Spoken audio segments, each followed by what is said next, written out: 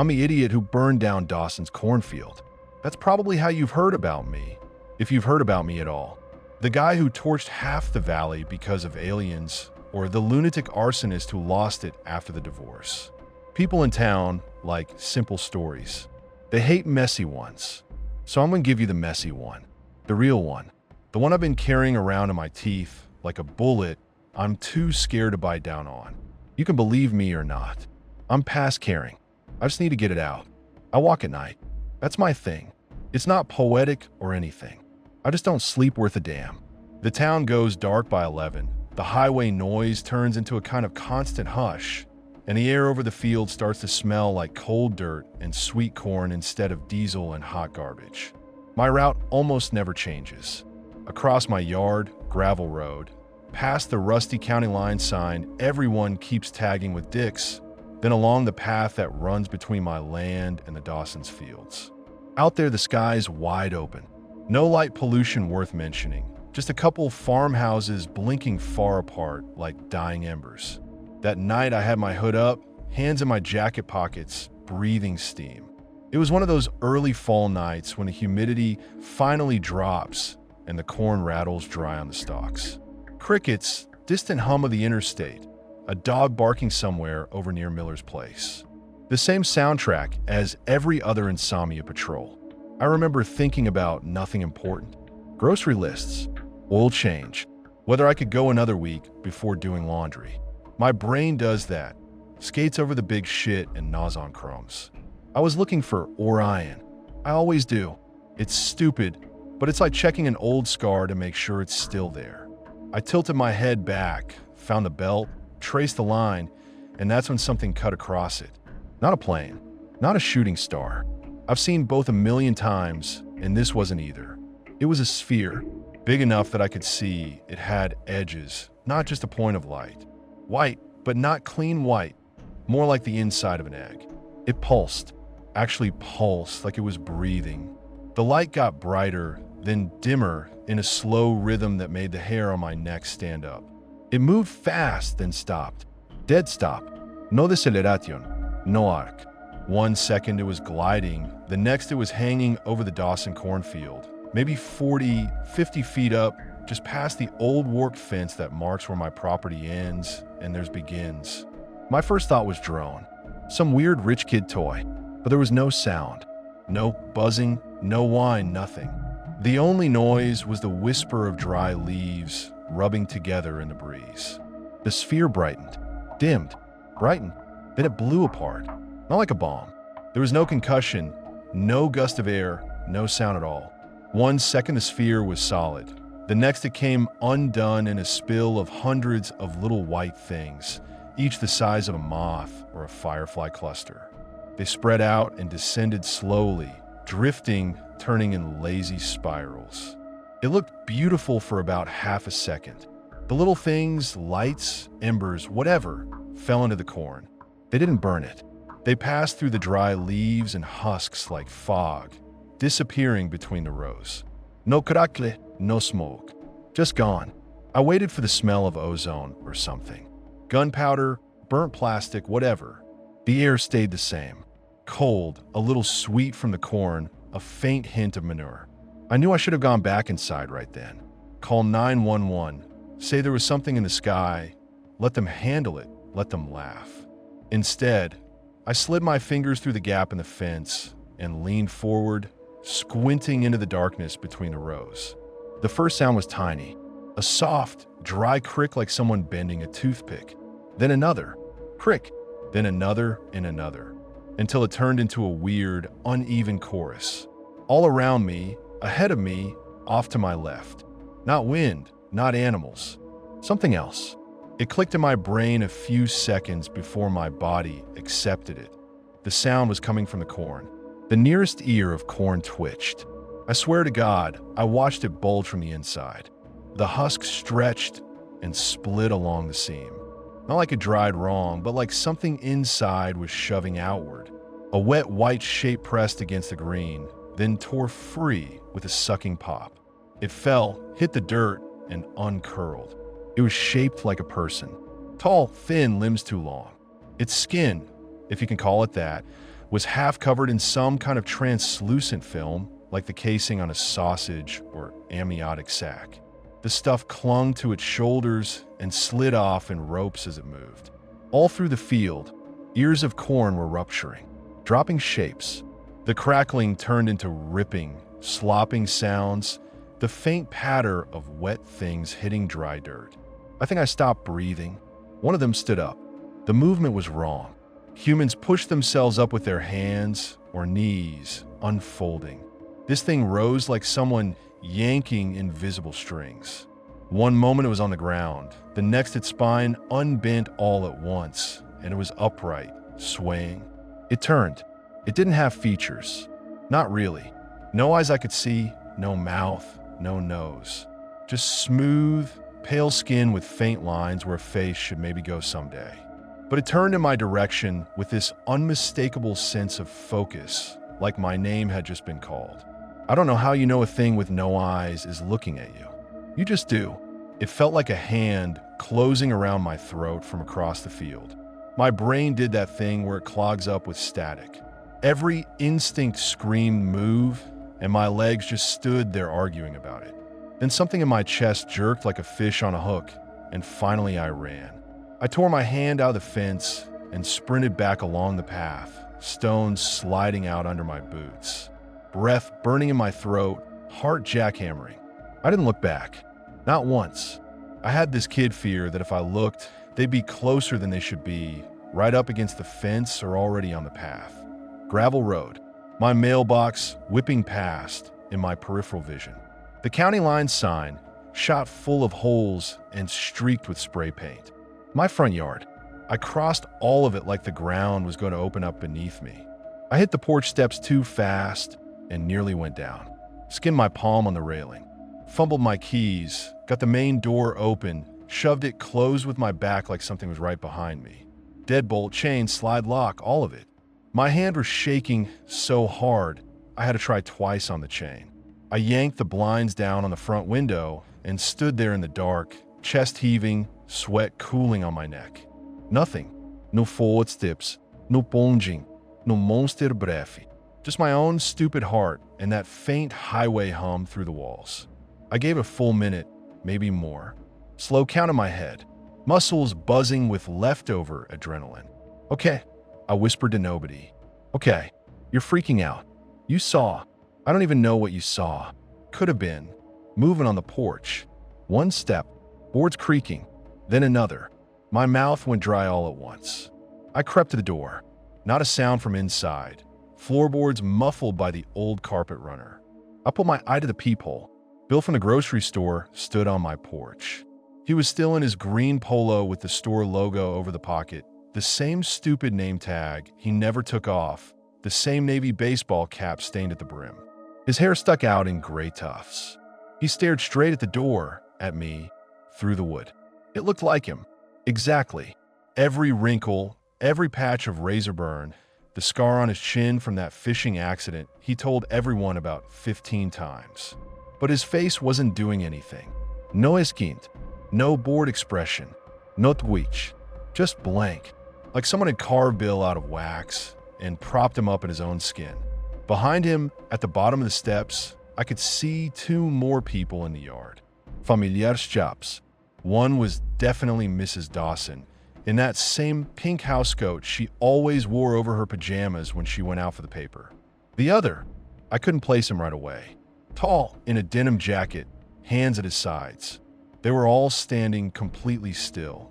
The sound came after the image, like someone pressed play late. A soft knock.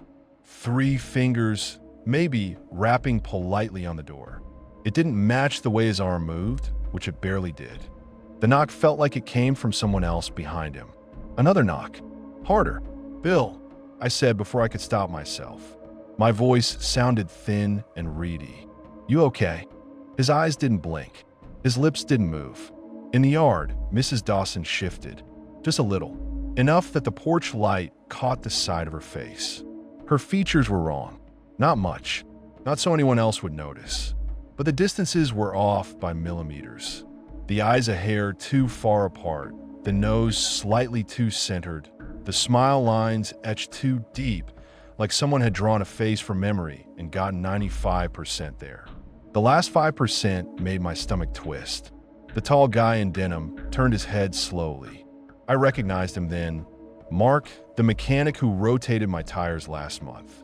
He'd had grease under his nails and bitched about it the whole time. The Mark in my yard had nails too clean and hands too still. They knocked again.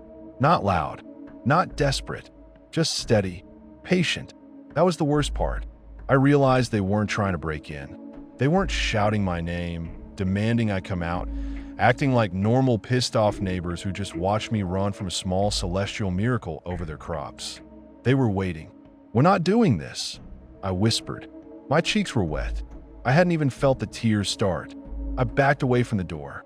Each step felt like I was dragging my feet through some heavy, invisible curtain. My ankle brushed the umbrella stand by the hall closet, making it rattle, and the knock on the door stopped instantly. Silence. I froze. The house breathed around me. Fridge humming, water in the pipes ticking. Underneath all that, a wrong kind of quiet. Listening quiet. I needed another barrier between me and the porch. That was the only clear thought I had. More wood, more space, more anything.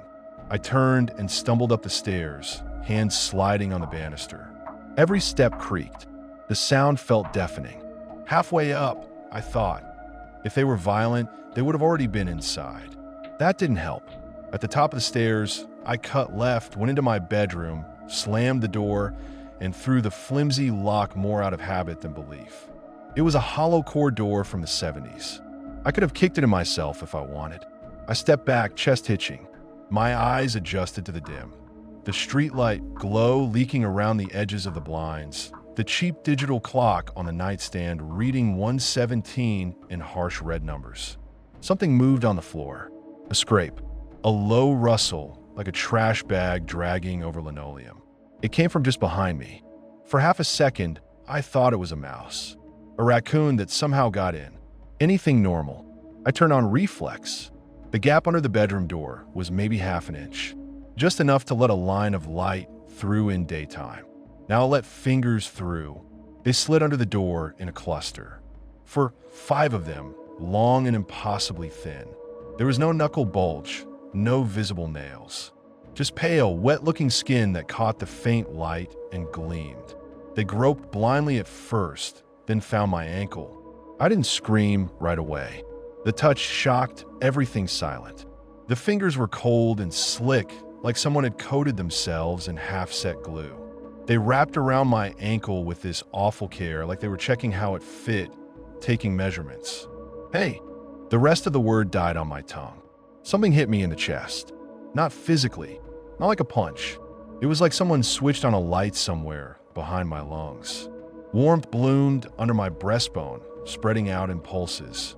Every beat of my heart pushed it wider, up into my throat, out to my fingertips. My vision went fuzzy at the edges. Not black, not yet.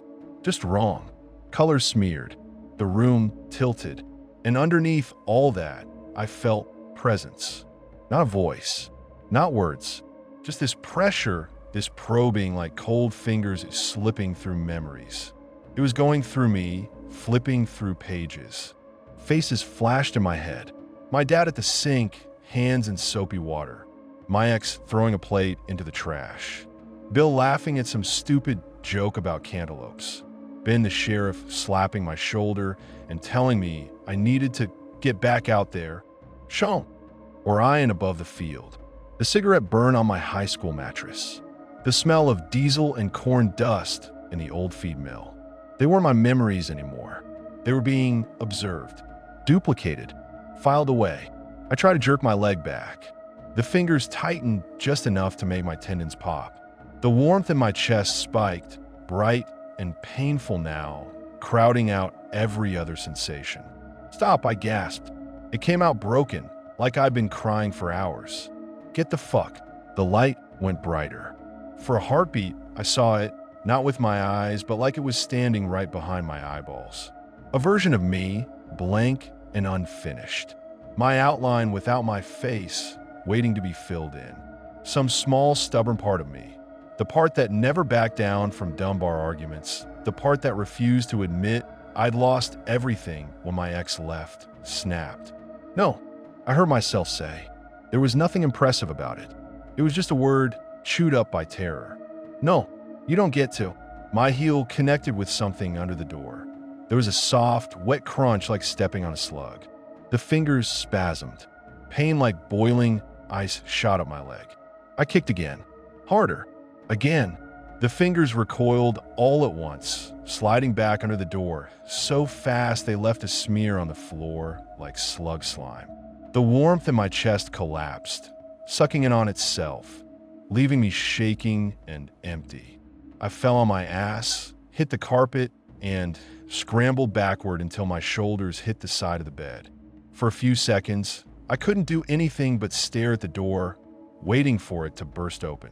The lock stayed put. The knob didn't turn. The gap at the bottom showed nothing but darkness. I dragged my ankle toward me.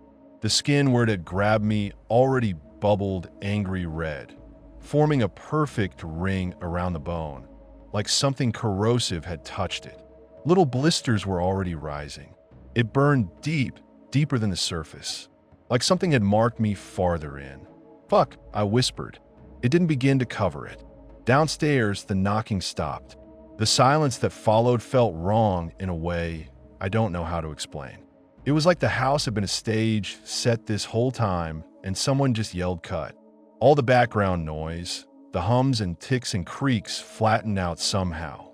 I realized they didn't need the door anymore. They had already been inside me. I sat there with my back against the bed until my legs went numb. My mind kept circling the same awful image, that unfinished copy of me, standing in a row with the blank faces in the cornfield, waiting for my details, waiting to walk around in my skin while I lay somewhere else, unmade.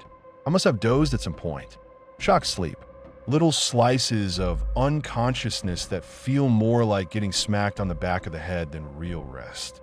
When I came back up, the digital clock said 6:03. The light leaking around the blinds had shifted from sickly yellow to the kind of gray that means the sun's at least thinking about doing its job. The burn around my ankle had gone from screaming to a steady throb. I could move my toes. That seemed like a good sign. I rolled onto my knees and crawled to the window, then peeled back a corner of the blind with 2 fingers. The front yard looked exactly the same. No people, no fake neighbors, just my patchy grass, the gravel drive, the mailbox leaning a little to one side. Across the road, the county sign. Beyond that, the dark mass of the Dawson field, laced with low fog. If this is a dream, I muttered, it's doing way too much continuity work. Talking helped. It made me feel less like I was going to disappear between one breath and the next. I bandaged my ankle as best I could. I had a half-used roll of gauze in the medicine cabinet from when I sliced my thumb last winter. The skin around the burn looked wrong, like it was trying to decide whether to scab or bruise and settling on neither. I brushed my teeth on autopilot, standing there staring at my own reflection. My face looked the same. Eyebrows a little too thick, nose a little crooked, 3 days of stubble. Eyes red but mine. I studied them longer than I ever had in my life, looking for a seam, a glitch, some tell that I wasn't me anymore. Nothing. So either they failed or they succeeded so completely I would never know. Good morning. I flinched. The word wasn't spoken out loud. It slithered up through the sludge in my brain, quiet and neutral, like the first line on a voicemail. Not my inner voice. Something else. Get out, I whispered. Saying it out loud felt like grabbing a lifeline. You don't live here. The feeling receded a fraction. Not gone, but behind a wall. I got dressed. Jeans, flannel boots. My hands shook as I buttoned the shirt, but they got the job done. I grabbed my jacket off the chair, shoved my phone in the pocket out of habit, and headed downstairs. The front door looked normal. Scratches around the knob, dent in the lower panel from when I dropped the toolbox last year. On the outside, the porch was empty. A faint trail of something that might have been slime glistened on the top step, catching the weak morning light. It stopped halfway down, as if whoever left it realized what they were doing and got tidier. The highway hum had picked up. A truck rolled by in the distance. I heard the growl of its engine floating over the fields. I should have stayed in the house. I know that now. Barricaded myself, called somebody. The CDC, the FBI, some science podcast. But that thing in my chest kept tugging toward the field like a magnet had been buried under my ribs. And curiosity is a mean drunk. I stepped off the porch and walked toward the fence.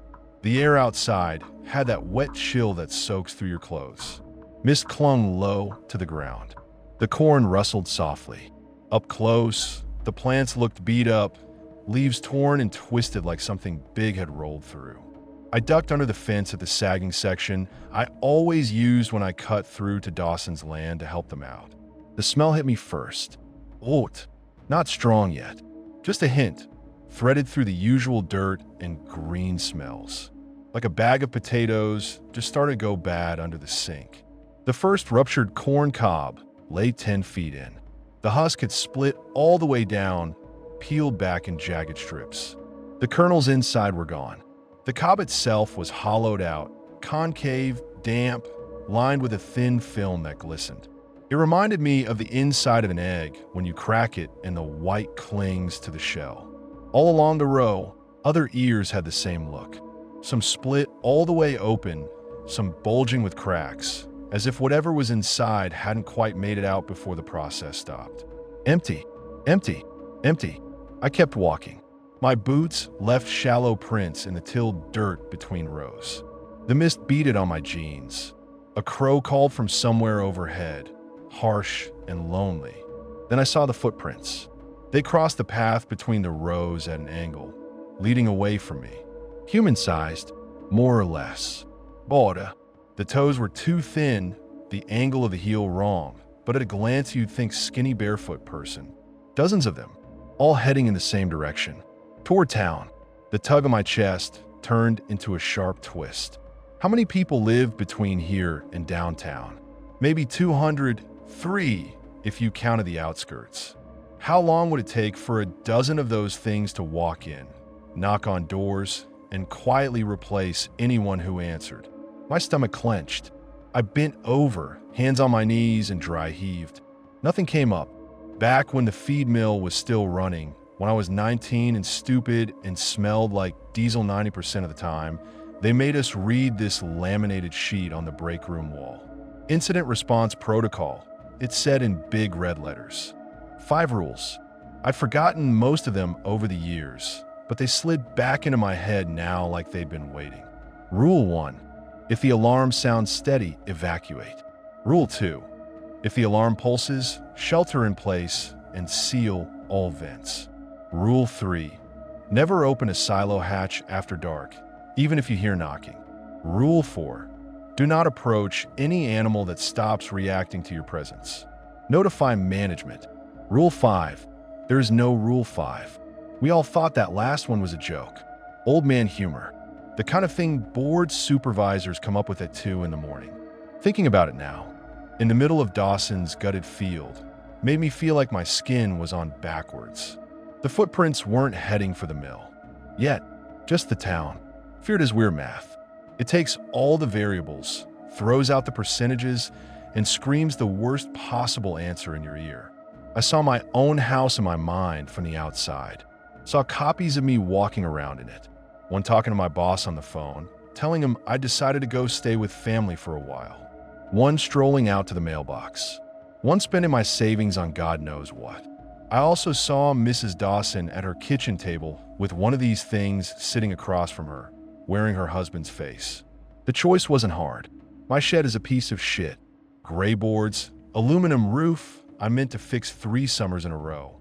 Inside it, under a pile of old tarp and rusted tools, was a red plastic fuel can I hadn't touched since the last time I mowed my overgrown yard.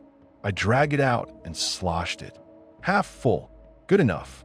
Every step back toward the field felt like the start of crime. My palms were slick. My neck prickled, expecting sirens that hadn't started yet. The thing in my chest fluttered like a trap bird. This is stupid, I muttered. This is so fucking stupid. I climbed through the fence again, lugging the can, and started walking between the rows, sloshing gas onto the dry husks.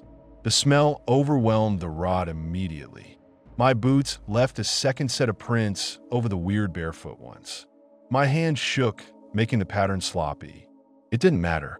All it would take was one line catching, and the rest would follow. When the gas can felt mostly empty, I dropped it, fished in my pocket for the lighter I keep for no real reason anymore. I quit smoking 2 years ago. I still like having fire on me, and snapped it open. My thumb hesitated on the wheel. There was still time to not do this. I could put the lighter away, kick some dirt over the fuel, soldier back to the house, call the sheriff, try to string all of this into a story that didn't sound like a psychotic break. But the image of those empty cobs, those footprints, the fingers around my ankle. I flicked the lighter. A small flame bloomed. The gas caught like it had just been waiting for the invitation. It whooshed up the stalks, racing along the wet stripes I'd made. Within seconds, the flames were taller than me, crackling and snapping, eating dry leaves like tissue paper. Heat slammed into my face, drove the mist back in a rolling wave. I staggered away, shielding my eyes. The fire jumped from row to row, spreading wider, faster, turning the Dawson field into a roaring wall of orange and black. For a moment, I felt something almost like relief. Then, faint and distant, I heard another sound cut through the crackling. Sirens. I hadn't called anyone. They were coming from town, getting closer. Panic dove back in where relief had been. I stumbled out of the field, heart racing. Smoke curled into the sky, dark and ugly, visible for miles. I sprinted back to my house, lungs burning, and threw myself onto the porch just as the first fire truck screamed past on the road, red lights strobing. They didn't slow down. They headed straight for the plume. I stood there on my porch, every muscle humming, watching the trucks go. 1, 2, the volunteer chief's old pickup behind them. The police car showed up a minute later. No siren, just lights. Blue and red washing over my face. It pulled into my driveway like it had every right to be there, tires crunching on gravel, and parked so close to the porch I could see the bug splatter on the headlights. The driver's door opened. Sheriff Ben Ross swung his boots out and stood up. He was a big guy, built like he'd been carved out of tree trunk. Same tan uniform, same badge, same sunburnt face with webs of wrinkles at the corners of his eyes from squinting. Same thinning hair under the hat. He climbed the steps with his usual heavy tread. The boards creaked in the same places they always did when he came by to check in after my ex left and I started drinking too much. Ben, I started. Thank God, listen, you need to... He looked at me. Something under my breastbone dropped. His eyes were wrong. They weren't glowing or anything dramatic. They were the same shade of hazel, same little red veins. But the feel of them was different. The man I knew always had something going on in his eyes. Irritation, amusement, tiredness, whatever. This pair looked like glass marbles painted to look like his eyes. Come with me, he said. No greeting. No, what the hell happened? No, are you okay? The voice was close, real close to his. But it wobbled on the vowels, like someone doing an impression without understanding what the words meant. I stepped back. My shoulder hit the doorframe. You saw that fire? My voice came out sharp. Too high. That wasn't an accident, Ben. There's something in the field. You need to get everyone inside. You need to... He reached out and grabbed my arm. The contact was brief and rough. His fingers wrapped around my bicep and squeezed. Pain bloomed under his grip. He turned me, pushed me against the hallway wall next to the door. My head clipped the edge of the frame. White sparks burst behind my eyes. My bad ankle screamed. Hey, I yelped. What the fuck? He dragged me outside like I weighed nothing. The real Ben was strong, sure, but he'd always been careful with it. The way people are when they've busted too many things in their own house. This one didn't bother calibrating. He slammed me toward the patrol car, so hard my hip bounced off the door. He popped the back door open and shoved me in. I hit the seat sideways, shoulder first, the wind knocked out of me. By the time I scrambled upright, lungs burning, he'd slammed the door and was walking around the front of the car. Through the glass, I could see his reflection in the windshield. His face didn't show anger or anything. The engine started. The car rolled backwards, then swung around in a smooth arc and headed toward the road. Only then did I notice the absence. My wrists were free. No cuffs, no nosleep, no shouted rights, no clipped familiar. You have the right to remain silent, that I'd heard him recite to others on the street outside Miller's bar. The real Ben was sloppy about paperwork, but not procedure. He'd never put someone in the back like this without restraining them. Not once. That cold, crawling feeling slid back up my spine. He doesn't know. He doesn't know he's supposed to. The car turned away from the fire trucks and the Dawson place. We rolled toward town. I leaned forward as far as the seatbelt would let me and peered through the safety glass. "Ben," I said, forcing my voice into something that sounded close to calm. "You remember the game last week?" No response. "Screw it. Go specific. You remember the Eastern Conference standings?" He didn't twitch. His hand stayed locked on 10 and 2 on the wheel, knuckles white. The real Ben was a basketball obsessive. Not just in a normal, I like sports way. He was the kind of guy who could tell you the rebound stats from a game in 1993 like it was scripture. Last time he'd been on my porch, he'd spent 20 minutes explaining why the Celtics' defensive rating against pick and roll needed a religious conversion. Now, he stared straight ahead and said nothing. "You're a Celtics guy," I pressed. "Remember? You got that ugly-ass green jacket you wear anytime they make the playoffs." Silence. Traffic picked up as we rolled into the edge of town. A couple cars passed, drivers craning their necks to see the smoke. No one looked at me in the back. Why would they? Just another loser in a patrol car. "Hey Ben," I tried one more time. "How's the Eastern Conference doing this year?" He paused. For a second, I thought I saw something ripple under the skin behind his ear, a little shimmer like heat above asphalt. His jaw moved. "I don't know," he said flatly. He didn't. He couldn't. The thing in my chest twitched in recognition. Every hair on my arms stood up. I sat back hard against the seat. The cage between us suddenly felt very thin. At the main intersection, instead of turning left toward the station, he went straight. Houses thinned out. The faded sign for the old feed mill flashed past on the right. My tongue stuck to the roof of my mouth. The mill had been closed for years. Environmental regulations and cheap imports and all that. The buildings were still there, empty husks of metal and concrete and peeling paint. Kids broke in sometimes to drink and tag the walls. I used to drive past and smell phantom grain dust. We turned onto the side road that led to it. The asphalt gave way to rutted dirt. The car bounced. My ankle throbbed in time with each jolt. As we crested the little rise before the mill, a smell seeped into the car through the vents. Sweet, thick, familiar. It hit the back of my throat like syrup gone rancid. Fermented corn, old feed, organic waste. My 19-year-old self stood up in my head with a cigarette hanging out of his mouth, leaning against the break room table, staring at the laminated rule sheet. Rule 2. If the alarm pulses, shelter in place and seal all vents. We never heard the alarm pulse. We joked about it. The red light by the door gathered dust and cobwebs. Management said it was for contamination events and left it at that. Now, the smell of contamination rolled in heavy waves. Somebody had started the place up again. The silos loomed into view, big gray tombstones against the washed-out sky. Rust streaks ran down their sides. The main building hunkered in their shadow, windows dark, big roll-up door halfway open. The cruiser slowed. He still hadn't said anything else. I wiped my sweaty palms on my jeans and glanced down at the door beside me.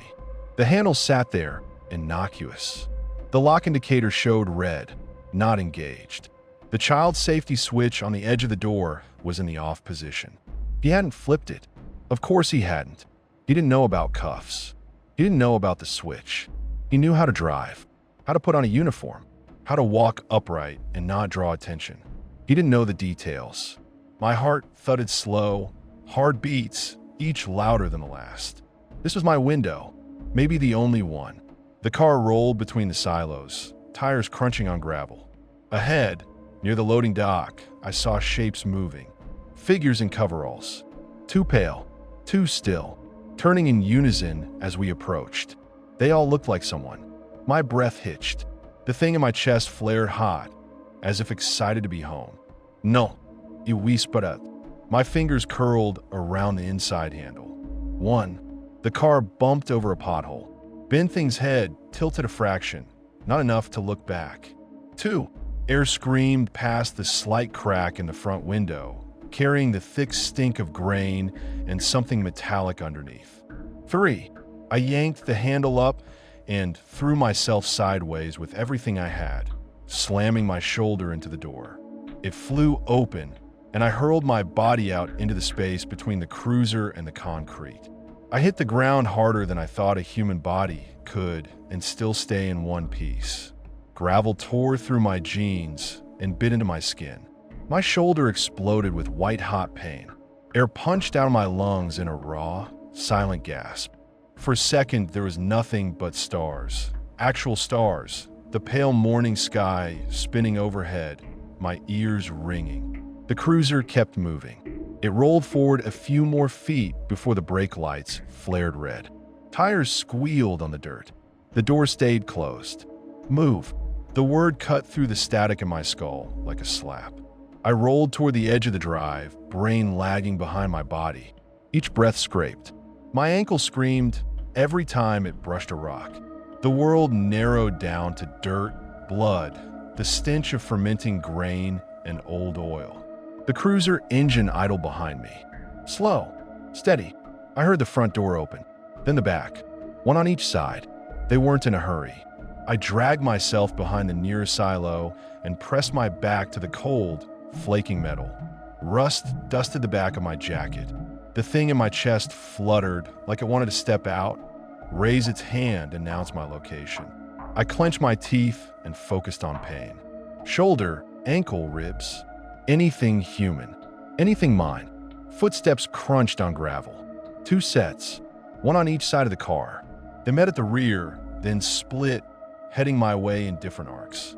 Of course, hurting. I peered around the curve of the silo, just enough to get a sliver of view without throwing my whole head into the open.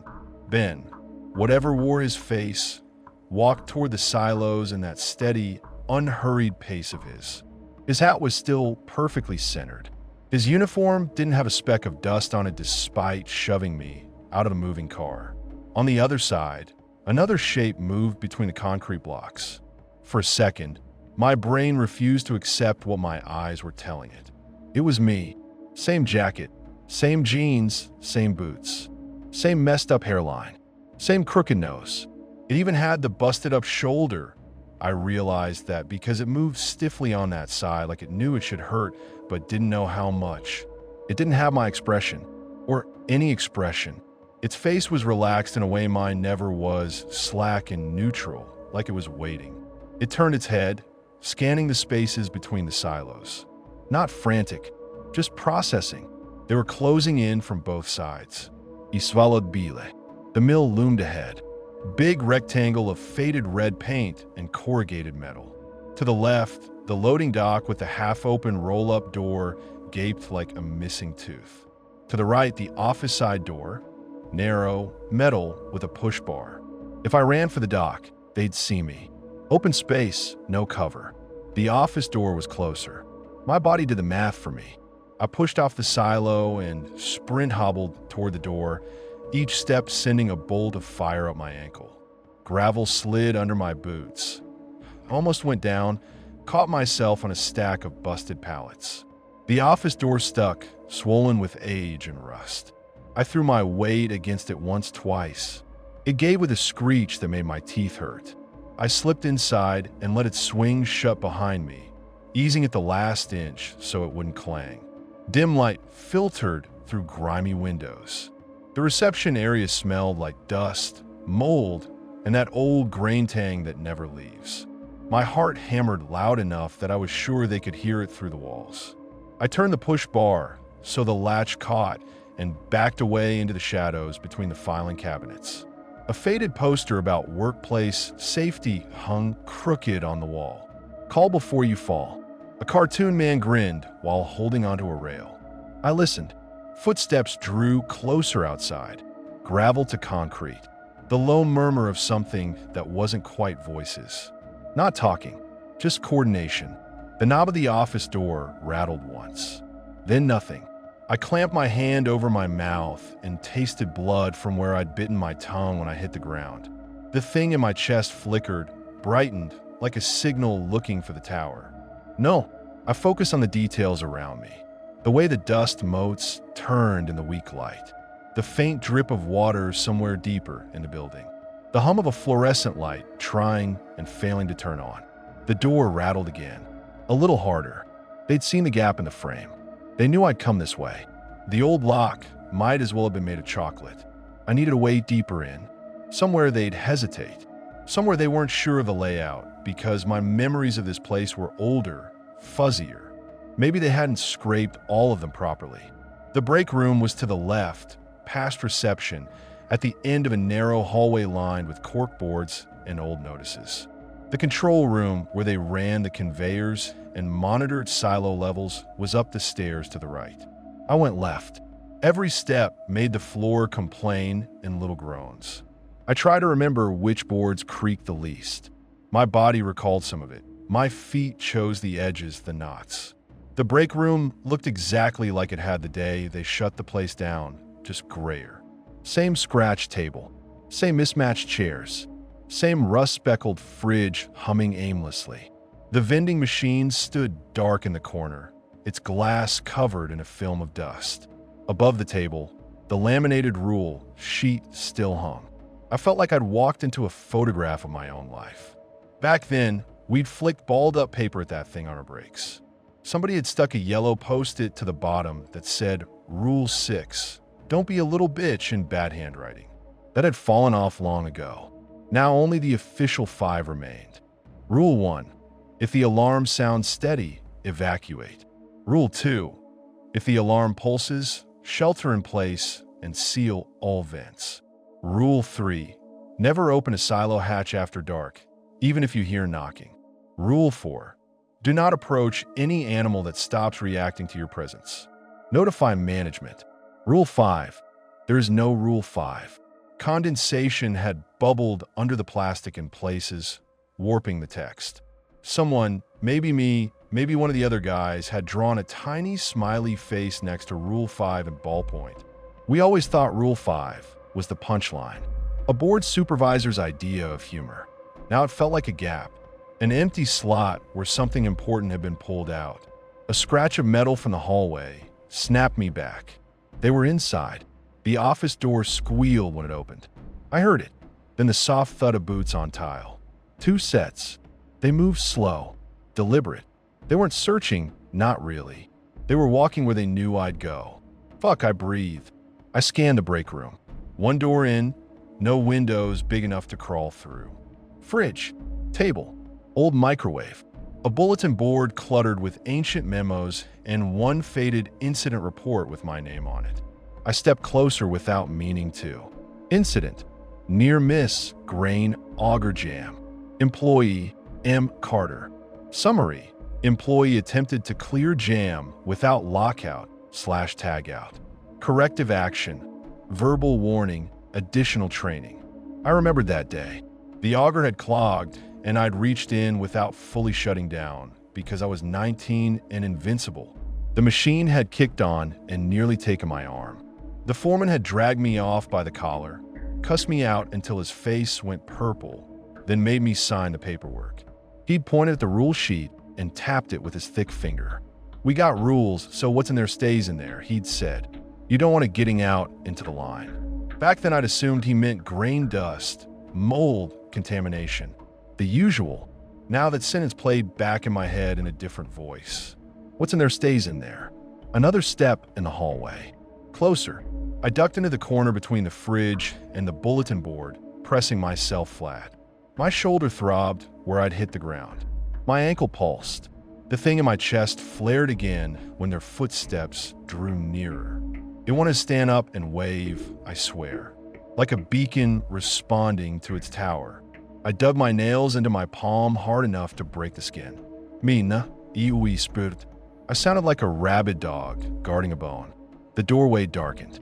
Ben filled it first. He scanned the room with a slow sweep, eyes slipping over the table, the chairs, the rule sheet. They passed right over me without catching, because they didn't expect things to hide in corners. They expected things to do what their patterns said they would. Carter, he said. The real Ben had a half-dozen nicknames for me. Mike, Buddy, Man, you stubborn piece of shit. He'd never once used my last name. My stomach clenched. Behind him, my copy appeared. It peered over his shoulder, movements just a hair delayed. Like a video buffering. Seeing myself from the outside like that did something to me I still don't have words for.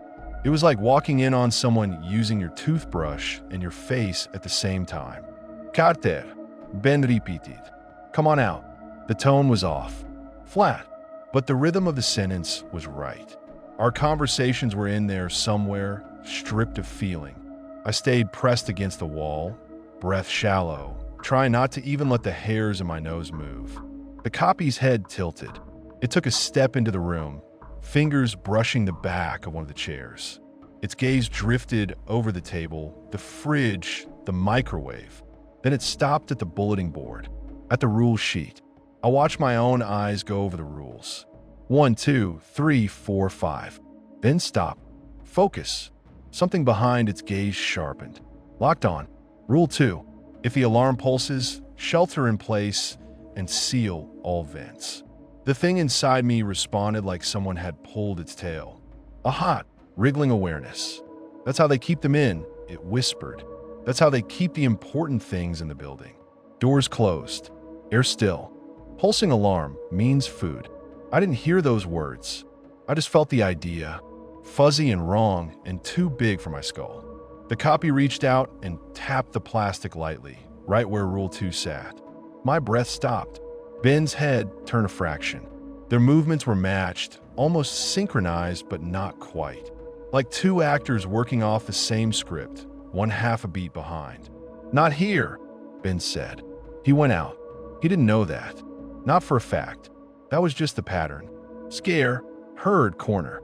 Move the piece along. They backed out of the break room. Their footsteps receded down the hallway, toward the control stairs.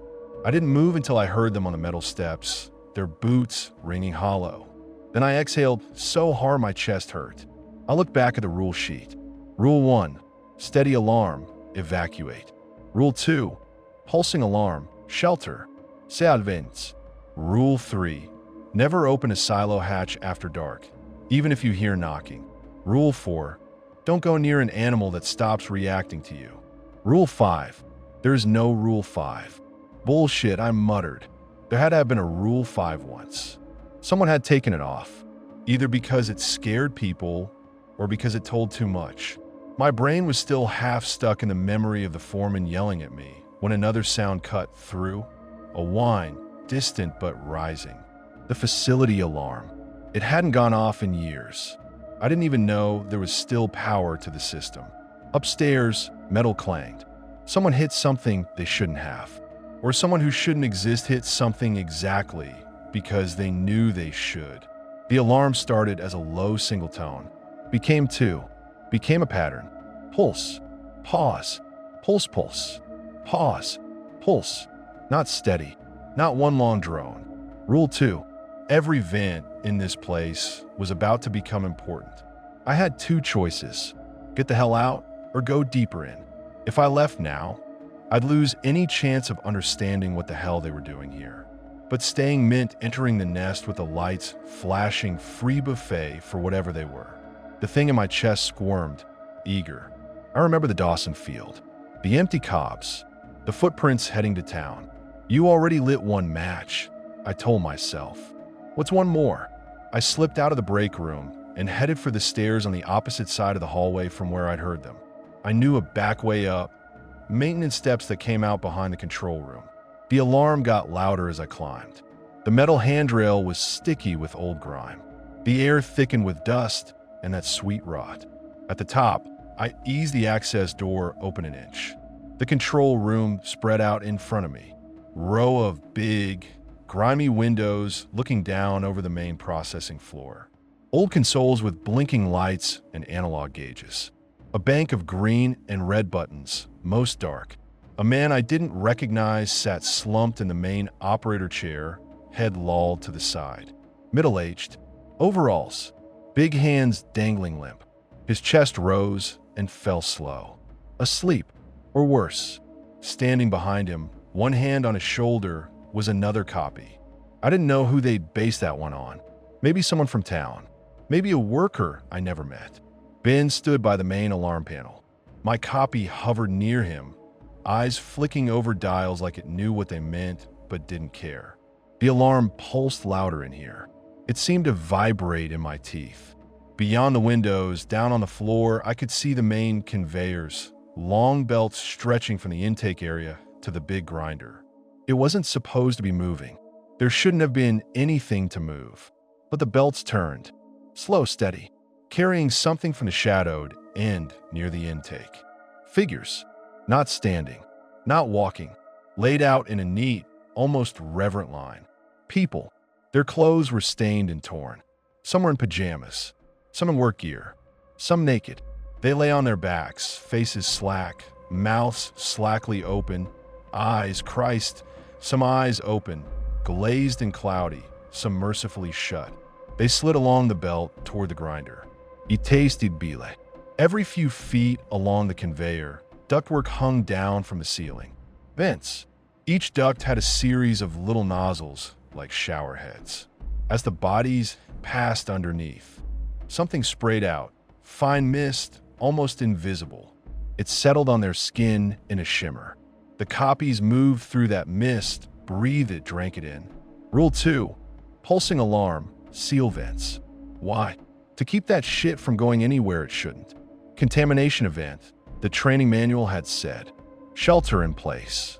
It wasn't for us. It was for them. Their food needed a controlled atmosphere. The thing inside me pulsed in agreement. It liked the idea. It knew the taste of that mist. I grabbed the frame of the access door to keep myself from sliding to the ground. On the floor, near the grinder, I saw movement. A man bucked on the conveyor, hands twitching. His mouth moved. He managed a hoarse croak that might have been a word. One of the copies, another familiar face I couldn't place, stepped up and put a hand on his chest. The man went still. Shepherds, I whispered before I could stop the word. They weren't just replacements. They were attendants, guides, curators of this horrible factory line. I had to stop it. Even if I couldn't comprehend the scale of what I was looking at, I knew my neighbors were down there. My town. The bodies on that belt were the originals. The empties. The parts being recycled. I scanned the control room. My memory of the system rose up, rusty but usable. Main conveyor switches. Grinder override. Emergency stop. Ventilation. The vent control was on a separate panel. 2 keys. One had broken off in the slot years ago. The other, I thought it used to hang on a chain by the panel. The chain was still there. Empty. Ben reached past my copy and flipped the toggle. The alarm changed tone. The pulsing doubled, faster. Another light came on above the vent panel. Air circulation lock. The copies stiffened. Every one of them I could see through the window reacted to that light. The thing in my chest surged like ecstasy. Pulse means stay. Pulse means feed. I needed to turn that off. I needed the alarm steady. Evacuation mode. Door open, air flowing, procedure scrambling. Do something, I hissed to myself. Staring wouldn't fix it. Panic wouldn't fix it. Only fucking with the hardware would. The back of the control room had a maintenance hatch that led to the duct runs. We used it for cleaning. If I could get into the main duct and screw up the pressure, the system might kick over into default or shut down. Either way, it would be chaos. Chaos is oxygen to someone outgunned. I slipped backward through the door, letting it close without a sound, and felt my way along the narrow service corridor until my fingers found the hatch. I spun the rusty wheel, easing it so the metal wouldn't scream. When I pulled it open, hot air rushed over me, carrying the full force stench of whatever they were spraying on those bodies down below. Underneath the grain, the rot, there was something else. Sharp, metallic, almost sweet. It hit the back of my throat, and made my tongue go numb for a second. The thing inside me wanted me to inhale deep, to pull that air into every alveoli. I held my breath instead and crawled in. The duct was wide enough to shuffle on hands and knees, barely. My shoulder whined in protest. My knees scraped metal. Every move echoed. I followed the main trunk toward the grinder end. The air sped up the farther I went, warm and insistent. Somewhere behind me and above, I heard the copies moving. Their footsteps vibrated the duct walls. The mist thickened. Little droplets formed on the metal and smeared under my palms. They felt slick and faintly warm, like breath on a mirror. The thing in me trembled, frantic now. At the junction above the conveyor, the duct split. One branch fed the intake vent over the belt. The other fed some side process I couldn't see. The control damper, basically a big metal flap on a pivot, sat at the fork. If I closed it, pressure would spike. The system might trip. The alarm might flip to steady or cut out entirely.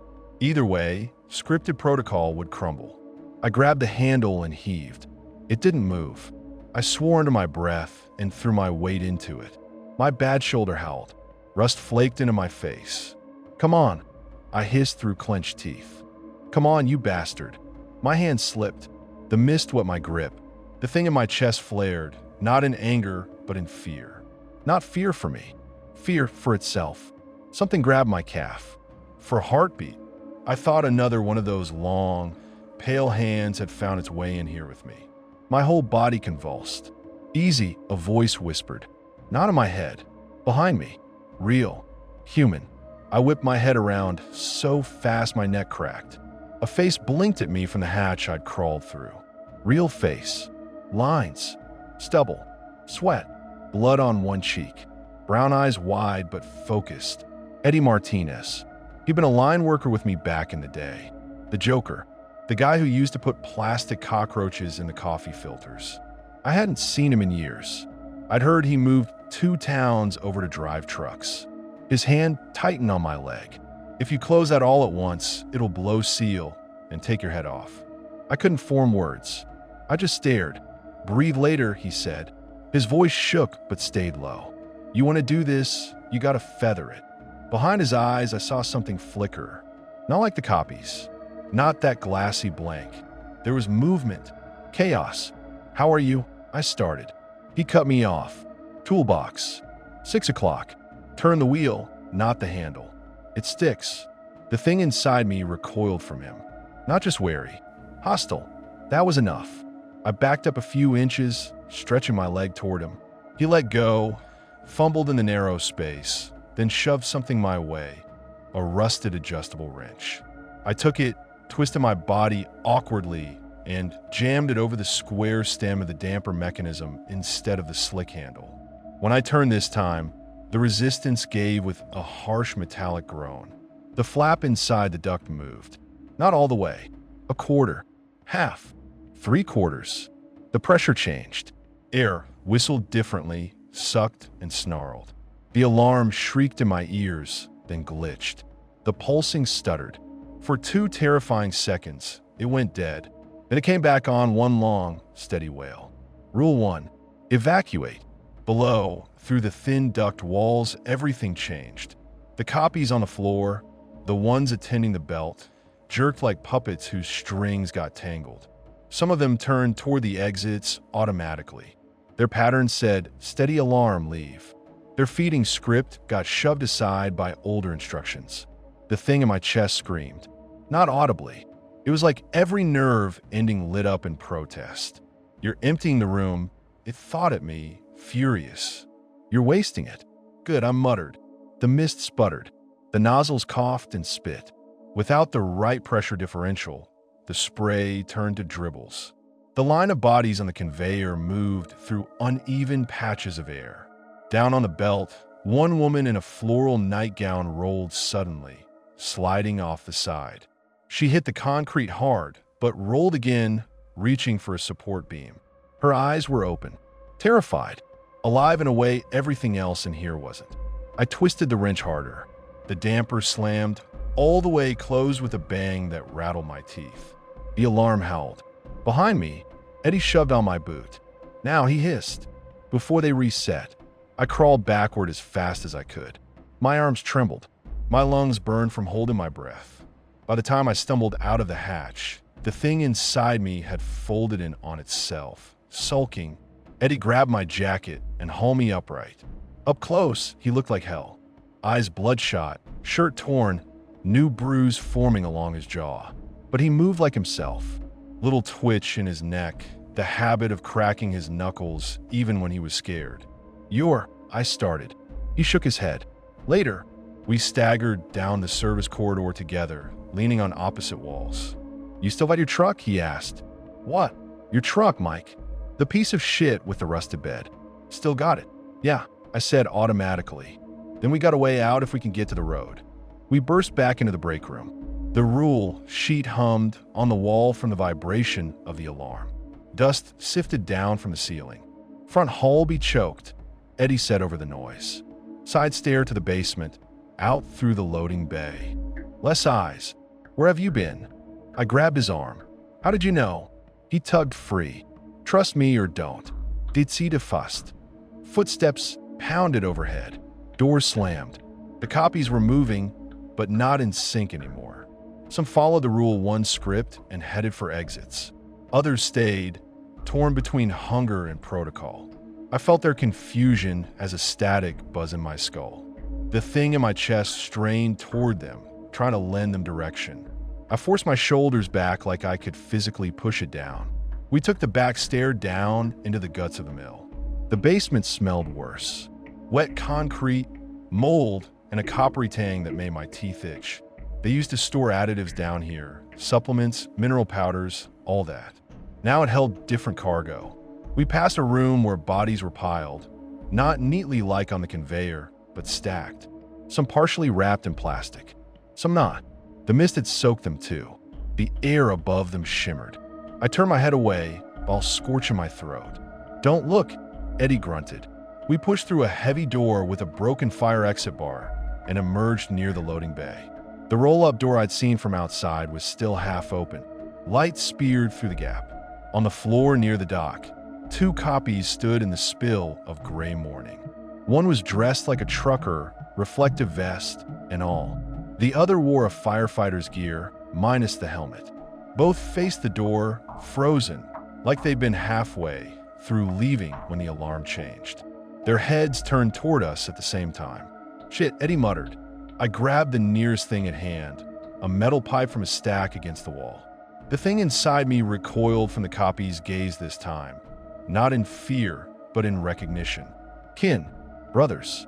It tugged at my muscles, telling me I shouldn't raise a weapon. Too bad. I swung at the closer one, the pretend trucker. The pipe connected with the side of its head with a sick, dense smack. Bone, or whatever they used for it, cracked. The skull dented in. No blood. The skin folded like plastic, then tore. A viscous, colorless gel oozed out, not quite liquid, not quite solid. The copy stumbled, but didn't cry out. It didn't even blink.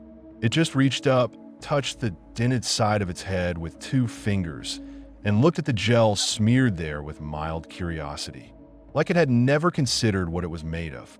Eddie tackled the firefighter copy, driving it backward into the wall. They slammed against the concrete. His fist pistoned into its ribs.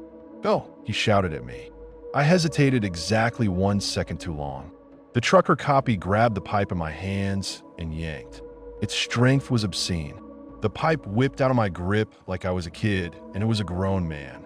It swung the pipe toward me with the same motion. Not fast, just precise. I ducked. The pipe grazed my shoulder, sending a lightning bolt of pain down my arm. I slammed into the floor, skidding on my side, and rolled toward the door gap on instinct. Outside, the air felt shockingly cold and clean. The ready line of bodies on the conveyor burned in my head. Dawson's field on fire. My porch with the fake neighbors. The town, already infected. I scrambled under the half-open door and popped up outside, sucking in lungfuls of cool air. My truck sat 2 rows over in the weedy employee lot, exactly where I'd left it 3 years ago the day they told us to go home for good. The keys were in my pocket. Of course they were. I was stubborn about that. I kept them on my ring like a charm. Behind me, metal screeched. Eddie roared. Not a word, just raw sound. I staggered toward the truck, limp turning into a hobble, turning into a clumsy sprint. Each breath tasted like gunpowder. The world beyond the mill had gotten smaller. The smoke from the Dawson fire smeared the sky, torn by the siren lines from the town. I saw no civilians, no fire crews, no traffic. It was like the town had emptied itself into this place. Mike! I turned. Eddie had one arm wrapped around the firefighter copy's neck from behind, dragging it backward like a badly coordinated dance partner. The trucker one limped after them, head dented, eyes tracking me. Go! Eddie yelled, voice cracking. They need you out there. My throat closed around the word. Come with me. He shook his head. It wasn't a noble refusal. It was more like he didn't have room in his arms for his own survival, as well as what he was doing. They're mostly patterns, he rasped. They don't like improvising. You do.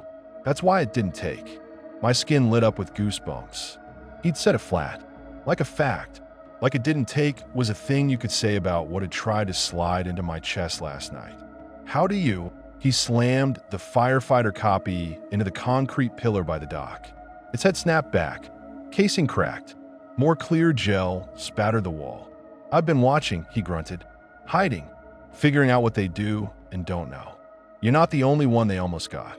The trucker copy reached him, its long fingers wrapped around his wrist. The grip turned his skin white under the pressure. Go, he screamed. Tell people. Someone. Anyone. Don't let them just. The rest of the sentence died as the firefighter copy threw its weight forward and slammed both of them through the half-open door. They vanished back into the shadowed belly of the mill. I stood there with my chest caving in, alarm wailing behind me, pipe of stolen gel gleaming on the wall, and for a second I almost went after him. Then I remembered Rule 3. Never open a silo hatch after dark, even if you hear knocking. That wasn't for us. That was for them. Something they were afraid of. There were more than one kind of monsters in this town now. If I went back in there half-cocked, I'd just be another body on the line. I staggered to my truck. The driver's side door creaked like it always had. The smell of old fast food and spilled oil puffed out. I slid behind the wheel, jammed the key into the ignition, and turned. The engine coughed, hesitated. Don't you dare, I snarled. It caught. Gravel spit from under the tires as I backed up and swung the truck around toward the dirt road. In the rearview mirror, the mill hunched under its weather-beaten mural of a smiling corncob. The alarm's wail followed me all the way to the main road. I didn't drive straight into town. I should have, maybe, drive down Main Street, leaning on the horn, yelling at people to get inside, to lock their doors, to look close at their loved ones. But the thing inside my chest was awake now, pacing. It knew where its kin were. It could feel them like radio towers pinging. If I went into town like this, I wasn't just bringing a warning. I was bringing a beacon. So I pulled over about a mile from the first houses, on the shoulder where the verge has half-eaten the asphalt. My hands rattled on the wheel. I had to know how bad it was before I barged in. I fumbled for my phone in my jacket pocket. Signal was crap out here, but I got a couple bars. I dialed the sheriff's office first. It rang twice. Then a voice answered. Sheriff's Department, it said. It sounded like Stacy, the dispatcher. Light bored, vaguely annoyed. Stacy, I said. Listen to me. Sheriff's Department, the voice repeated. Same rhythm, same timing. How can I assist you today? My molars ground together. What's the evacuation protocol for a steady alarm at the mill? I asked. Pause. Excuse me, sir. You heard me.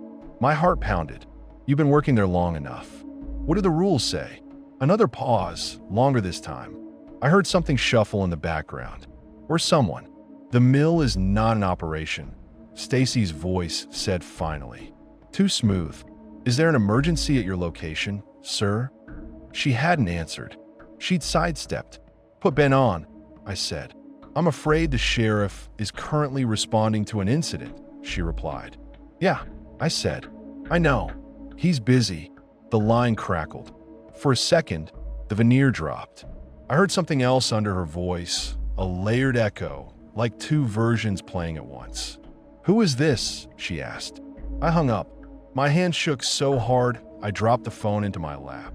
Okay, so the station was compromised. The mill was an abattoir. Dawson's place was ash. What about everywhere else? I drove slowly toward town, keeping my truck under the speed limit like it mattered. Windows up, vent closed. The thing in my chest pressed against my ribs, angling toward the cluster of houses. From the crest of the hill, you could see the whole town laid out like a model. Church steeple, school, grocery store, bar, gas station. I pulled over just before the top, easing behind a stand of scrub pine, and killed the engine. Binoculars lived under my passenger seat. Leftover from deer season I never commit to. I dug them out with shaking fingers and crawled up the embankment on my belly until I could see over. At first glance, everything looked normal. Cars move along Main, kids on bikes, a dog trotting along the sidewalk, people on the grocery steps, chit-chatting. The smoke from Dawson's field was a gray smear beyond the last row of houses. Folks turned their heads to look at it, pausing mid-conversation. Too normal. I zeroed in on the grocery. Bill, old Bill or new Bill, who could tell, stood outside in his green polo, texting with one hand and sipping from a coffee cup with the other. He waved at a woman walking past with a stroller. The wave was mechanical. The kind of wave you do if someone showed you a video of waving and told you to copy it exactly. The woman with the stroller waved back. Her hand moved a split second too late, like she'd had to think about it. Her smile was wide, all teeth, no wrinkles at the corners of her eyes. The baby in the stroller stared straight ahead. Bill leaned down, said something. The woman laughed. Her shoulders shook in that weird, jerky way people do when they exaggerate a laugh to be polite. The baby didn't react. No squirm, no reach, no glance up at the big faces looming over it. Rule 4. Do not approach any animal that stops reacting to your presence. They hadn't written baby, but they might as well have. We're just wordy animals, really. I swung the binoculars toward the church. Pastor Lynn stood on the steps, shaking hands with a couple leaving the Wednesday prayer group. His grip lingered longer than casual. His eyes tracked their faces with clinical intensity. They walked away smiling, hands hanging a little looser at their sides than they should, like they were adjusting to the weight. At the park, a dog lay under a bench, tongue out, tail still. Two kids ran past screaming, the high, shrill joy of children hopped up on sugar and no supervision. The dog didn't even twitch its ears. "Christ," I whispered. "Christ, Christ, Christ." The thing inside me hummed, satisfied. Territory, network, all the little points lighting up their grid. If I drove down there and started yelling, what would happen? The humans left, the ones who hadn't been sprayed, touched, copied, would look at me like the town crazy. The copies would look at me like an error message. They'd correct me. Maybe they'd bring me back to the mill. Maybe they had other facilities now. My ankle throbbed beneath the bandage. The burn ring pulsed. I imagined it glowing faintly in some spectrum only they could see, tagging me, marking me as half-processed inventory. No one is coming to fix this, I thought. This isn't a situation. This is the new operating system. They touched me. They looked inside. They know enough about me to fake me if they get another chance. But they didn't take. Why? Eddie said it like it was a thing. Some people they got fully. Some they almost got. Maybe I was broken in some way they didn't account for. Too stubborn. Too messy. Too full of petty grudges and half-finished projects. Maybe that was the only advantage I had.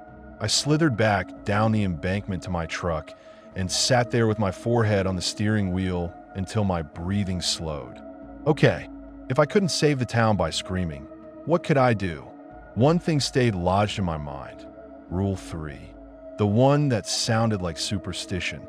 Never open a silo hatch after dark, even if you hear knocking. Nothing in this mess so far had given me the impression they were scared of anything. They walked through fire and fists and trucks like the world was a padded room. They didn't dodge. They didn't flinch. They didn't even scream when you caved their skulls in. But someone at some point had been scared enough of what was inside those silos to write it down on a laminated sheet and make us sign off on it. And what's the one thing these things seemed really good at? Copying.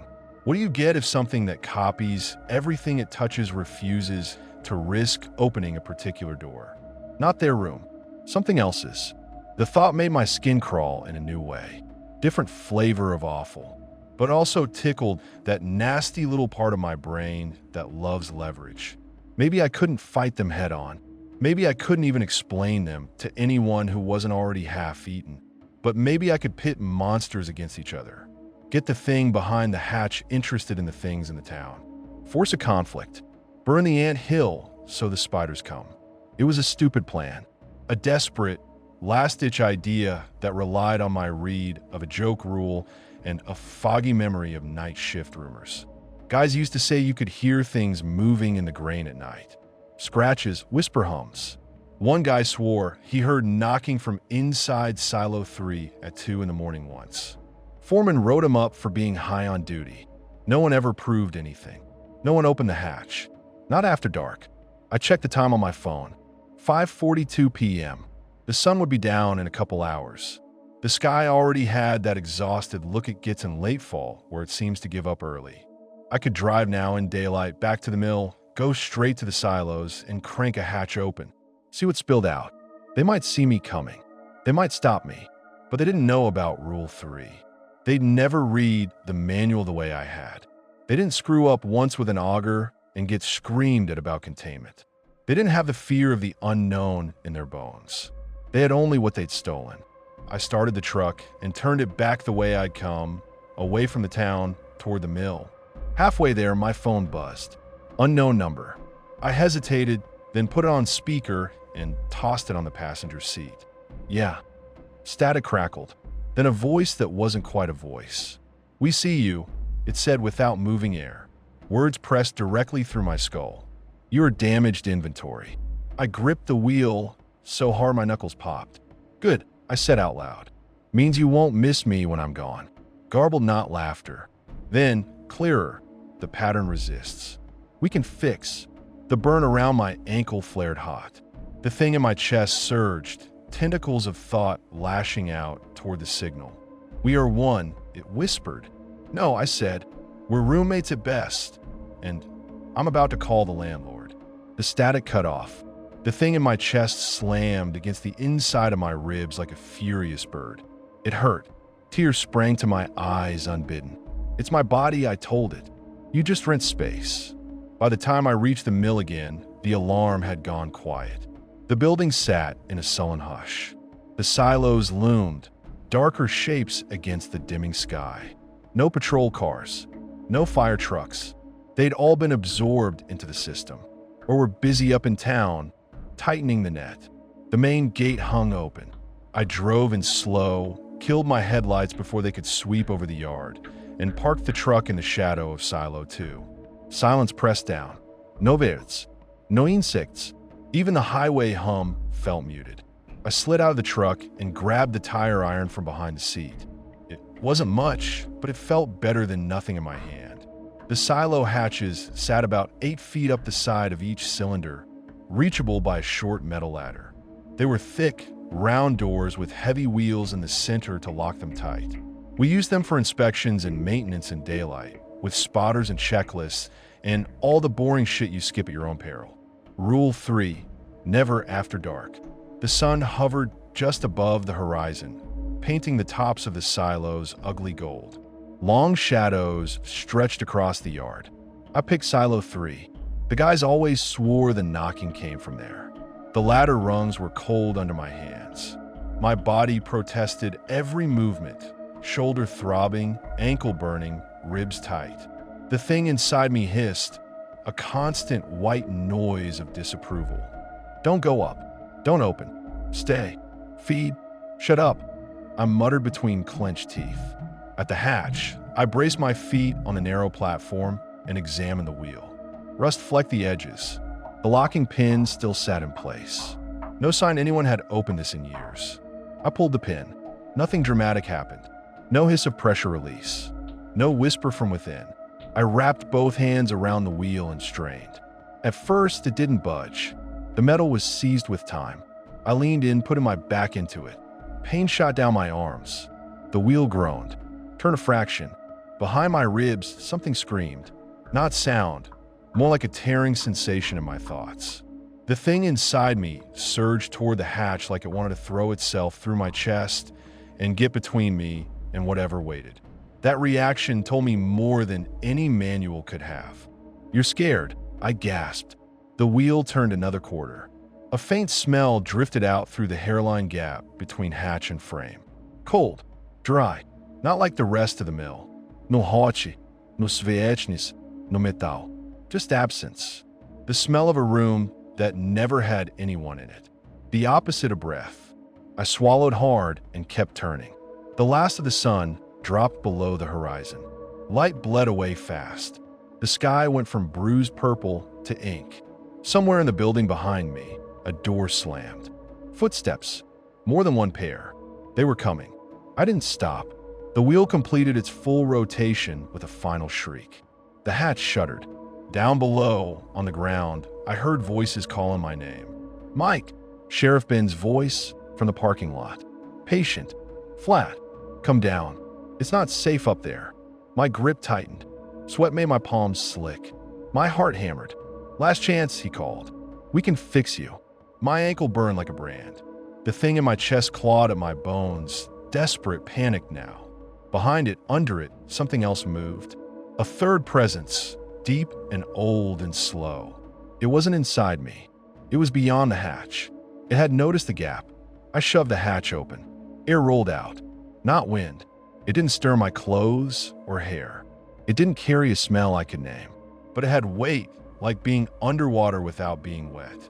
It poured over me, around me, through me, and something inside my chest tore with a soundless rip. I screamed without meaning to. It felt like someone was peeling cellophane off my heart. The thing that had been trying to overwrite me thrashed. For a moment, we were all tangled together, meat and whatever was coming out of the silo. Layers of consciousness pressed together like pages in a book. Then the new presence focused. It wasn't curious. It wasn't gentle. It was hungry in a way that made their hunger look polite. It slammed into the invader inside me like an invisible hammer. The pain was blinding. I dropped to my knees on the platform. My fingers dug into the metal grate. Images flashed in my head, not mine. Vast fields not of corn, but of something stranger. The feel of dozens, hundreds, thousands of little spheres dropping from spidery structure into dirt. A sense of being everywhere and nowhere. Then abruptly, the thing in my chest shredded. I felt it go. Not pulled out, not coaxed, torn apart into crumbs of thought that the other presence swallowed without tasting. I sagged forward, forehead banging against the cold curve of the silo. For the first time since the fingers grabbed my ankle in my bedroom, my mind was quiet, not empty. My thoughts were still a mess of fear and pain and bad ideas. But they were mine. No extra echo. For half a second, I almost cried with relief. Then I looked into the open hatch. It was dark inside. Not the ordinary dark of a windowless room, but a thick, layered dark that seemed to absorb the twilight. I couldn't see grain. No mounds of corn like there had been when the mill ran. Instead, something moved just beyond the threshold. Not toward me, but sideways, like a shark circling below the surface. Behind me, on the ground, Ben shouted my name again. The voice shook this time. They didn't like what I'd done. They didn't like that something else was awake now. Figures moved at the base of the silo. My broken copy looked up, its face still dented from the earlier pipe hit. Its eyes, empty seconds ago, suddenly filled with a different kind of fear. "Close it," it said. Hearing my voice, my exact voice, say those words from somewhere below almost made me let go. "No, ikruga." The presence inside the silo surged toward the sound. I flinched. Reflex. I wasn't the target. Down below, the copies went still. I don't know how to describe what happened next without sounding like I'm bullshitting you. The air around the silo rippled. The metal skin vibrated under my knees, not from any mechanical force I could feel, but from attention. The copies at the base spin, my double, a couple others in mismatched uniforms, jerked like puppets who'd had their strings yanked by 3 different puppeteers at once. They weren't designed for this. They were made to move through our world, through predictable patterns: greet, walk, knock, replace, repeat. They weren't made to handle direct contact with whatever they'd been using as a power source. Something invisible but very, very real reached out from the open hatch and touched them the way they'd touched me through the door. Their bodies convulsed. Skin bubbled, then sloughed. That clear gel that passed for their blood boiled out through eyes and mouths and ears. Their features stretched, smeared, blurred like wax figures left too close to a heat lamp. They didn't scream. Their throats made no sound. But something screamed. The signal they shared, the network in the air, howled with a static so loud it made my vision flicker. I saw flashes, angles of houses, faces, streetlights. All the places they lived inside. All the cameras they turned our eyes into. Little points of light going out one by one like someone was pinching a fiber optic cable. The presence in the silo ate. It didn't distinguish between me and them at first. I felt it brush across my mind like a glacier, scraping away shallow layers. Memories shuddered. Dawson's corn, the break room, my ex's car leaving the driveway. I clung to what I could. Take them, I whispered into the dark. Leave us. No bargain was struck. No voice answered. But the weight shifted. It withdrew from me, bored. It had bigger meals now.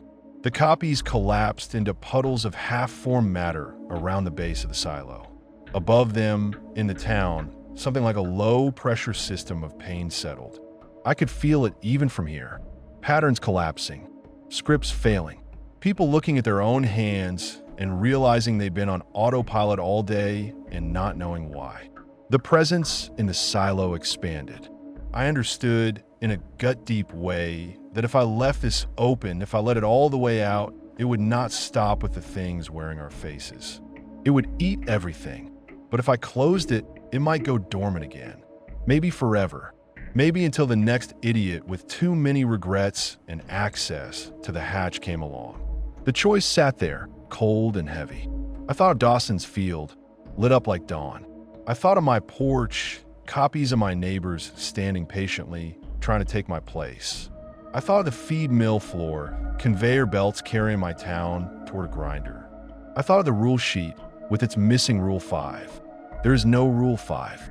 No safety net. No ultimate get-out clause. Just choices and consequences. Okay, I said to nobody. Okay. I grabbed the wheel and hauled.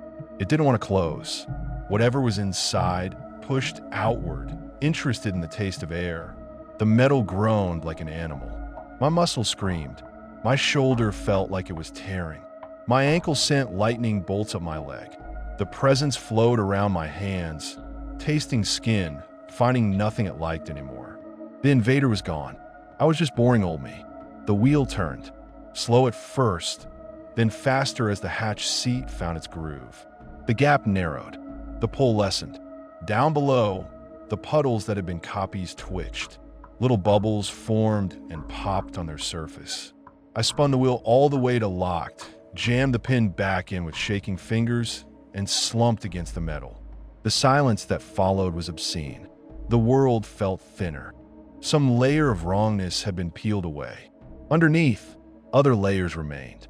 Old ones, human ones, loneliness, grief, unpaid bills, small-town pettiness.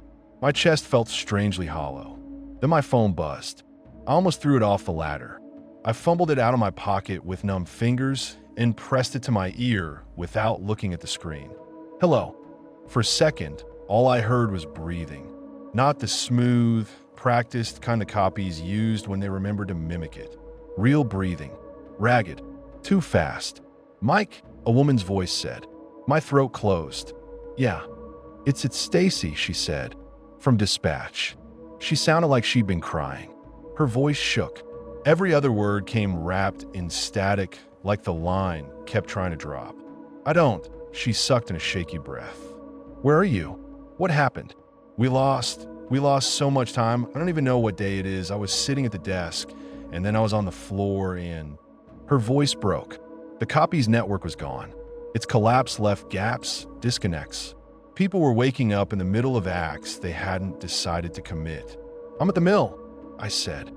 It's not safe, but it's quieter than it was. What did you do? She whispered.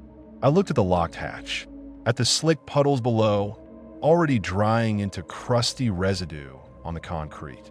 Broke a rule, I said. She laughed, a wet, hysterical sound. Of course you did. Behind her voice, faint but real, I heard others. Phones ringing, someone shouting across a room, glass breaking. How bad is it? I asked. Silence stretched so long I thought the call had dropped. People are confused, she said finally. They're saying they don't remember last night, or the week, or longer. Some of them were out on the street, just standing. There was a guy sitting in his truck with the engine on, parked on the wrong side of the road. He kept saying he woke up there, like he'd been driving in someone else's body. My stomach twisted. Anyone hurt? I asked. Some. Her voice went small. There were bodies at the mill. Ben just called it in. A bitter, disbelieving laugh scraped out. So it looks like a butcher shop down there. He wants to know if you're okay. Ben, he repeated. Yeah, Sheriff Ben. Stacy's breath hitched. He says he doesn't remember leaving the house this morning. Or yesterday. He thinks he's having a stroke. I told him to sit down. I pictured him sitting in his office, hands shaking, trying to reconcile the stains on his boots with a blank calendar. I pictured him looking at his own reflection, wondering if the face looking back had housed something else. He's not going to be the only one, I said. What do we tell people? She whispered. That it was gas. A leak? A collective nightmare? Tell them there was a contamination event at the mill, I said. You wouldn't be lying. She sniffed. You know, you always were an asshole when you were scared. Still am. A pause. Then, softer. Thank you. You don't even know what I did. I don't have to, she said. I know you. You're lazy and you're bitter, and you never met a job you didn't complain about. But you don't light up a field for fun. You don't drive out to the mill on your day off unless something's chewing on your brain. She wasn't wrong. You're going to need help down there, I said. Real help. Not from me. From people with degrees. And hazmat suits. What about you? She asked. I looked out over the yard. The copies at the base of the silo were gone. Whatever residue remained was already losing its uncanny shimmer, turning into dry flakes the wind collected and scattered. The mill itself sat heavy and quiet, like a guilty animal. I'm going to get very drunk, I said, and then maybe drive until this town is a rumor behind me. You shouldn't drive drunk, she said automatically. Then, a beat later, don't go too far. Ben's going to want to talk to you. So will everyone. Yeah, I said. I'm sure they will. We said goodbye without any of the usual stay safe bullshit. The line clicked dead. I climbed down from the silo, each rung digging into my boot soles. On the ground, I walked over to where the puddles had been. There were no bones, no organs, just a faint outline on the concrete, like chalk left after rain. I crouched and touched it. It felt like dust. If I hadn't seen it move, if I hadn't watched it where my face, I would have thought some chemical had spilled years ago and dried. The thought made me shudder. I stood up and walked toward my truck. Halfway there, I stopped. The rule sheet waited back in the break room, but I didn't need to see it. I knew the rules now by heart. Rule 1, steady alarm, evacuate. Rule 2, pulsing alarm, seal vents. Feed the guests. Rule 3, never open a silo hatch after dark, even if you hear knocking. What's inside isn't for you. Rule 4, don't go near an animal that stops reacting to you. It's not empty. It's occupied. Rule 5, there is no Rule 5.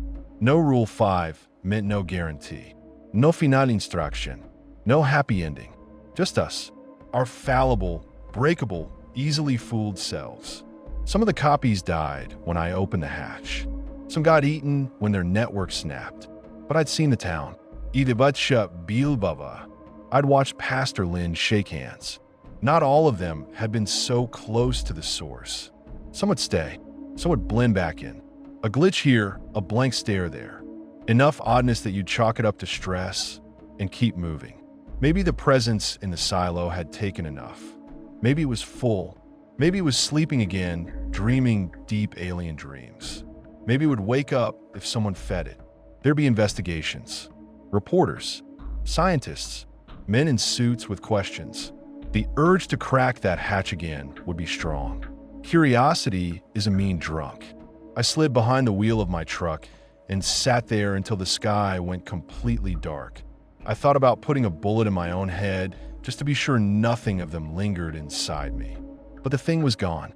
I could feel its absence like a missing tooth. I couldn't feel any echo. Just me. My grief, my stubbornness, my fear. In the end, I turned the key and drove home. The Dawson place was a black scar on the landscape now. Charred stalks, twisted metal. The smell would hang around for weeks. My house looked the same from the outside. Front door, porch, that stupid peeling paint on the siding I kept meaning to fix. Inside, nothing had moved. The umbrella stand still listed to one side from where I'd hit it. The gouges the fingers left in the floor under the bedroom door were still there. I sat on the bed and pulled off the bandage around my ankle. The burn was fading. The angry red ring had mellowed to a mottled pink bruise. No more blisters. No glow. Just tender skin. I poked it. It hurt like any other bruise. Guess you were right, Eddie, I said into the empty room. It didn't take. I don't know how long I sat there in the dark, listening to my house breathe. At some point, I started talking. Not to anyone in particular, just out loud, putting the memories in order while I still could, shaping them into something like a story instead of letting them spin into nightmare fragments. You're hearing the end result of that. If you live in a place like mine, a little town, a lot of fields, more grain silos than gas stations, you probably have your own laminated rule sheet somewhere. It probably reads like a mix of common sense and dumb jokes. Look at it again. Ask yourself why Rule 3 is worded the way it is. Ask yourself who made the list. Ask yourself what got left off. If you hear someone knock from inside a silo after dark, do what the sheet says. Don't open it. I broke that rule for all of us once. I'm not convinced we survived the favor. I still walk at night. I don't sleep any better. If anything, it's worse. Every rustle in the corn makes me jump. Every neighbor's voice has to pass a test in my head. Do they remember the Celtic stats? Do they laugh at the right time? Does their dog wag its tail when they walk in a room? Most days, I think we manage to stomp the infestation down to embers. Enough that life can go on. Enough that you can go get milk and complain about taxes and pretend your sheriff hasn't woken up with gel under his fingernails. But sometimes, when the humidity drops and the air over the field smells like it did that night, I stop under the useless county line sign, look up at Orion, and feel every hair on my arms lift. Because sometimes there's a hole in the belt where one of the stars should be. And every now and then, on a windless night, if I walk past the burned-out Dawson field, I hear a soft crackling sound under my boots, like something small and patient is opening.